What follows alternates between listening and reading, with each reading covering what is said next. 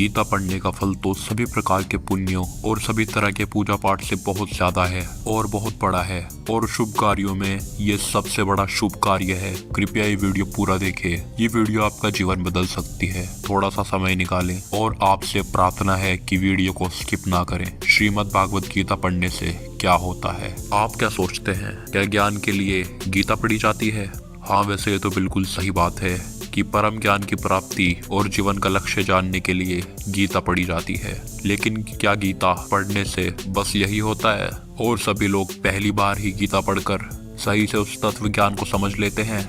नहीं, ऐसा नहीं होता। किसी किसी को तो सारी उम्र बीत जाती है गीता पढ़ते पढ़ते, पर वो तत्व ज्ञान नहीं बन पाता। क्योंकि गीता को समझने के लिए अहंकार को अलग रख, भगवान श्री कृष्ण के लिए पूर्ण समर्पण, भगवान के नाम का ज्यादा से ज्यादा जप और रूप का ध्यान भी करना पड़ता है। खाना पीना भी शुद्ध सात्विक रखना पड़ता है। किसी ने पूर्व जन्म में जप तप किया होता है तो उसे सनातन ज्ञान जल्दी समझ में आने लगता है। या कई लोग भगवत प्राप्त भक्तों और संतों को भी गुरु बनाकर उनसे समझने की कोशिश करते हैं, जो कि बहुत अच्छी बात है। इससे आम लोगों के लिए भी आसान हो जाता है और उसका काम जल्दी बन जाता है। जब कोई अपने को छोटा मान किसी की शरणागत होता है तो उसमें अहंकार का भाव बिल्कुल हट जाता है, जिससे उसके कल्याण के रास्ते खुल जाते हैं। शरणागति भी 3 तरह से होती है, एक मजबूरी में, एक कुछ पाने के लिए, एक सामने वाले के गुण देखकर। पर आज का विषय ये है कि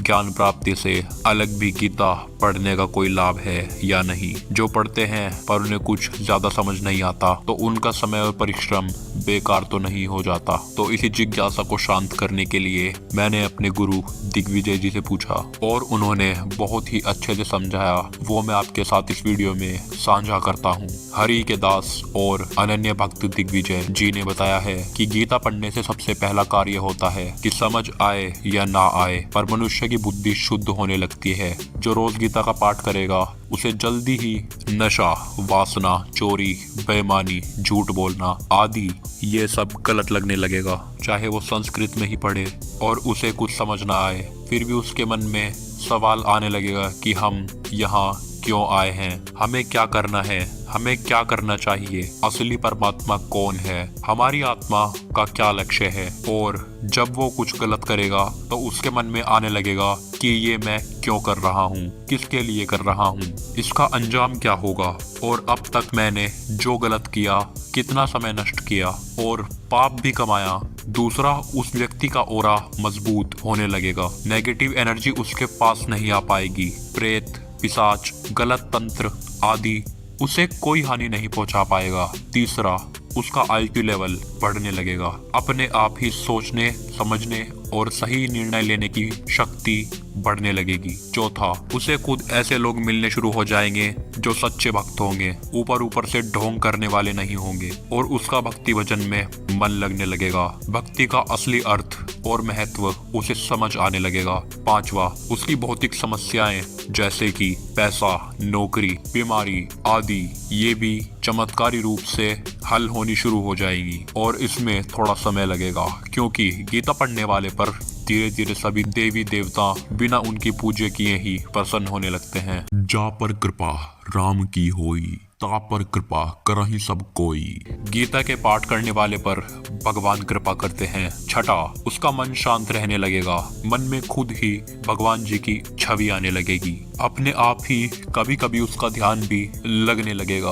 वो महसूस करेगा कि जितना पहले वो चिंता में रहता था, बेचैन रहता था, उतना अब नहीं रहता। अब वो अपने को मजे में महसूस करता है। या कोई बुरा समय आने पर जितना कोई और परेशान हो जाता है, डर जाता है, इतना वो नहीं होता।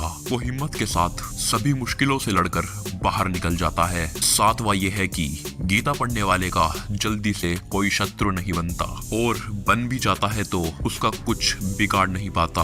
अपने आप ही वो शांत हो जाता है या उसी का उल्टा कुछ बिगड़ जाता है, क्योंकि बुरा करने वाले का बुरा ही होता है। जो गीता का प्रतिदिन पाठ करने वाले का बुरा सोचता है, इसका कारण है गीता में ईश्वर श्री कृष्ण और वीर अर्जुन महाराज जी का होना।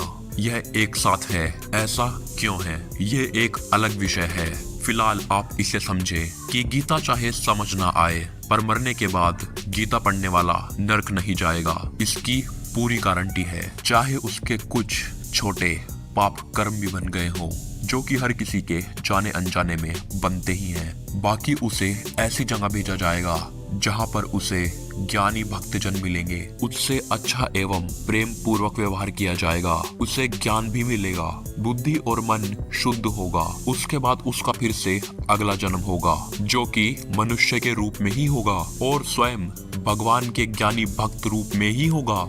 ये उनकी बात है जिन्हें गीता समझ नहीं आती, जिन्हें समझ में आ गई वो तो इसी जन्म में ज्ञान भक्ति से युक्त हो मोक्ष पालेंगे।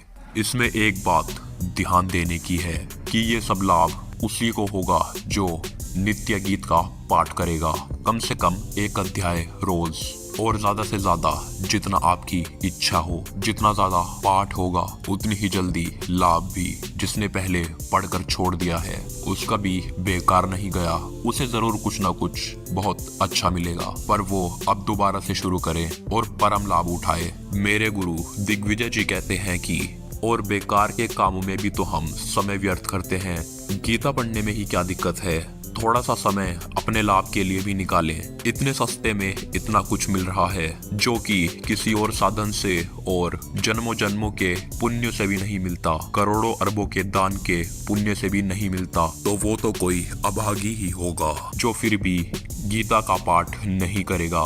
जो पढ़ सकता है वो पढ़े, जो पढ़ नहीं सकता वो ध्यान से सुने।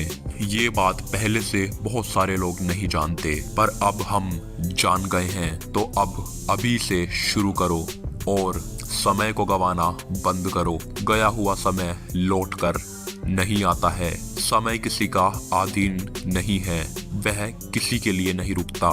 इसे सफल कर लो, मानव शरीर में हो तो इसका लाभ उठा लो। मैं कार्तिक बंसल गुरु दिग्विजय को धन्यवाद करता हूँ। जय बाबा श्याम। और सभी भक्त जपते रहे हरे कृष्णा कृष्णा कृष्णा हरे हरे, हरे राम राम राम हरे हरे।